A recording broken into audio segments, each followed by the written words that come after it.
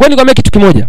Watu wote ambao tumezaliwa na Mungu, watu wote ambao tumeokoka, ni watu ambao tumepewa kitu kimoja tu, kukitumia effectively, kukitumia ipasavyo, tupate kile kitu ambacho tunakitaka. Mdomo wako. Yaani kwenye ufalme wa Mungu, mdomo wako ndio unakupatia kila kitu. Ingali ukija hapa duniani, mdomo huo ukijaribu kuutumia wanakuambia kama mdomo. So mifumo ya dunia hii inakukataza usitumie mdomo. Ingali mifumo ya ulimwengu wa Mungu inakwambia tumia mdomo wako upate kila kitu. Na ndio maana maandiko yanasema hivi, kwa kinywa chako, kwa maneno ya kinywa chako utatolea hesabu. Inamaanisha ufalme wa Mungu upo very considered na maneno ya kinywa chako. Mdomo wako huu ndio ambao yako very considered, unatoa nini na unazalisha nini.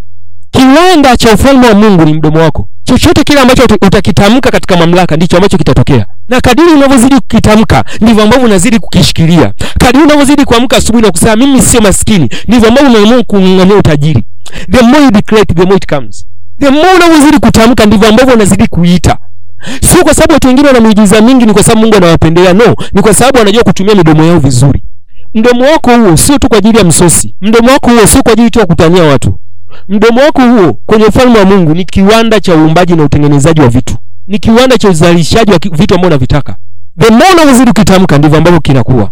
The more unazidi kutamka ndivyo ambavyo kinakuwa. Nami nakutabiria katika jina la Yesu Kristo, utaishi katika maisha ya mafanikio, utaishi katika maisha ya viwango vya juu. Mungu atakuinua na kuketisha pamoja na wakuu juu, kwa maana mkuu ni yule aliye ndani yako kuliko yule aliye katika ulimwengu huu. Katika jina la Yesu Kristo, mifumo ya dunia hii haitakushikilia, mifumo ya ulimwengu huu haitakushikilia, uharibifu hautakukamata katika jina la Yesu Kristo. Wewe sio kushikilia na magonjwa, magonjwa hatakushikilia. Ninakutangazia afya njema kuanzia utosi wa kichwa chako hadi nyayo ya miguu yako. Uwe na afya njema katika jina la Yesu Kristo, katika jina la Yesu Kristo. Let me tell you, the more unazidi kuitamka ndivyo ambavyo unazidi kujiona katika ulimwengu mwingine. Jaribu tu kujitamkia kila siku, jaribu tu kujitabiria kila siku. Utajiona ni kama vile Mungu amekuweka katika ufalme wako fulani hivi, yani utajiona kama Mungu amekupeleka katika mahali ambapo yani uko mwenyewe fulani hivi, unaunda kitu chako mwenyewe. Hivi ushajiuliza kwa sababu gani wewe ukitamka unawahi kuchoka?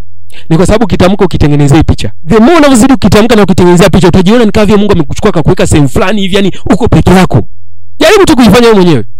Alafu tengeneza hiyo picha. Yaani utaona ni kama vile Mungu amekutoa kwenye dunia afa akakuweka mahali fulani hivi unaishi mwenyewe. Ni kwa sababu unazidi kukitamka ndivyo ambavyo unazidi kuvutwa kule. Kadri unazidi kutamka na kutengeneza hiyo picha, ndivyo ambavyo unazidi kuvutwa kule. Ndivyo ambavyo unazidi kuishi yale ambayo unayataka. Sema katika jina la Yesu, mimi sio maskini, pesa zinanifuata. Tengeneza picha za pesa.